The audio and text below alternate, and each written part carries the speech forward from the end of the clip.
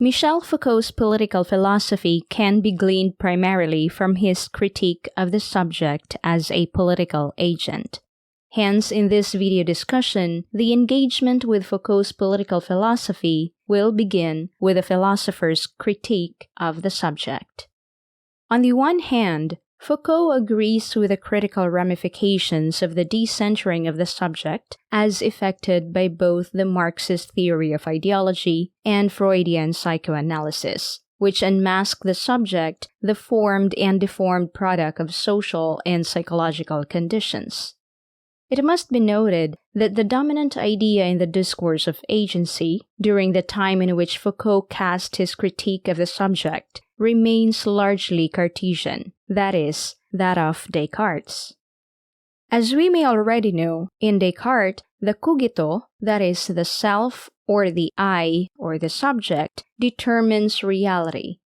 Hence, in Cartesian philosophy, the subject is the center of discourse.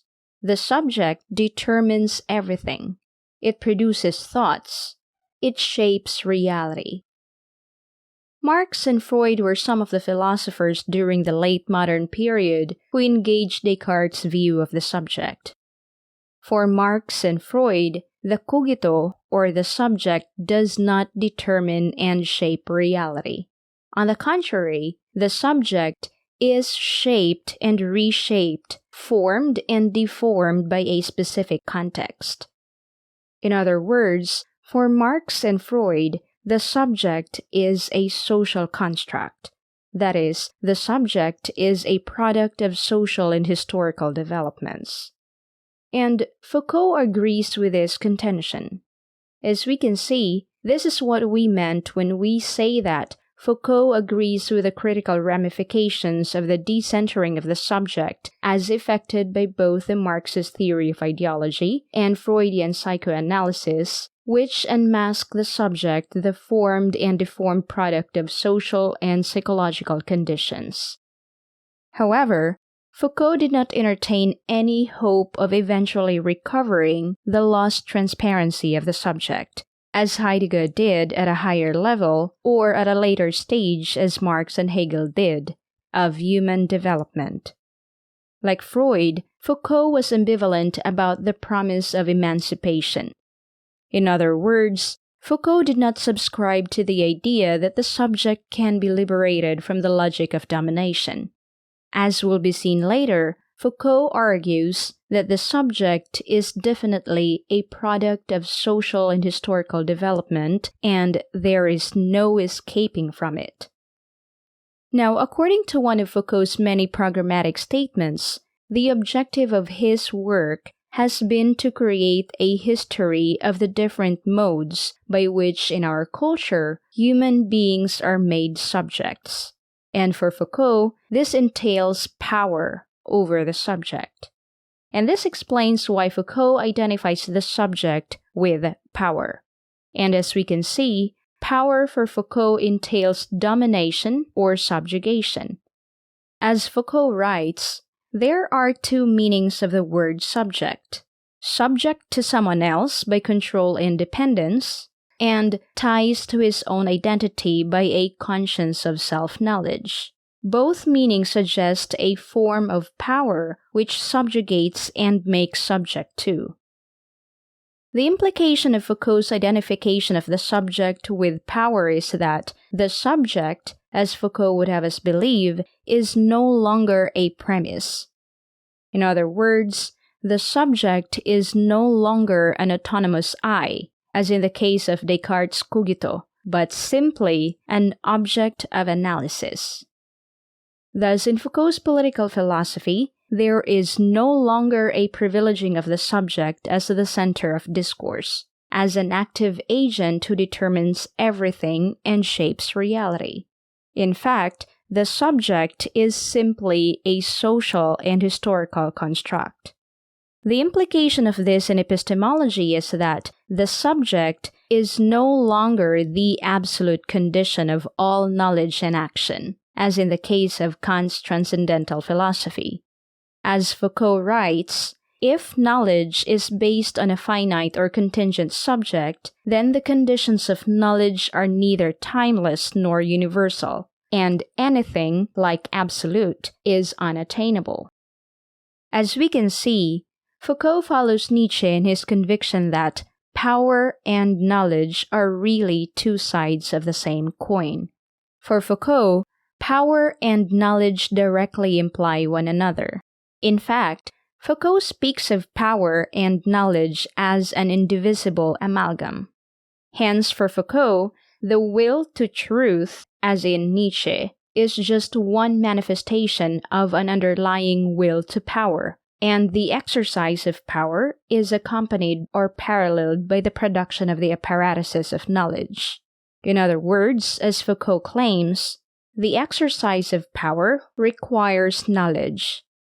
In this sense, knowledge is always political as its condition of existence or possibility include power relations.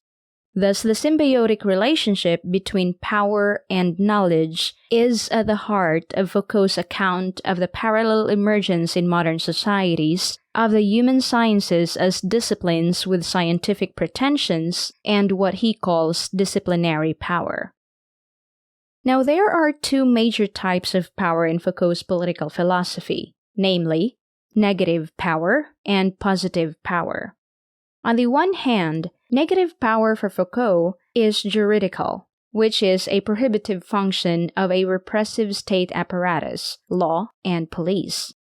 Here, power is seen as something possessed and consciously exercised by an agent or a group of agents over others in order to further its own interests.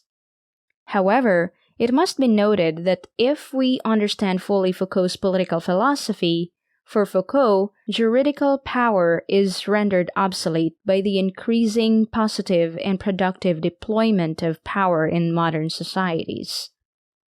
On the other hand, Foucault understands positive power as precisely biopower, a productive and positive power exercised over bodies, to be specific, human bodies. As we can see here, the classical mode of government, that is, from the point of view of juridical power, wherein, for example, kings and monarchs govern constituents and territories, is gradually replaced by a more productive management of individuals and peoples. Thus, according to Foucault, in modern societies, regimes became managers of life and survival. And as we can see, power here is viewed as positive as it is geared toward productive goals. Now let's talk about disciplinary and discursive power as positive power. In Foucault's political philosophy, disciplinary power is directed primarily against the body, thus biopower. Disciplinary power, according to Foucault, is designed to produce subjected and practiced or docile bodies. In this sense, discipline is viewed as a kind of power which infiltrates the very body and psyche of the individual and transforms it into a malleable and obedient subject.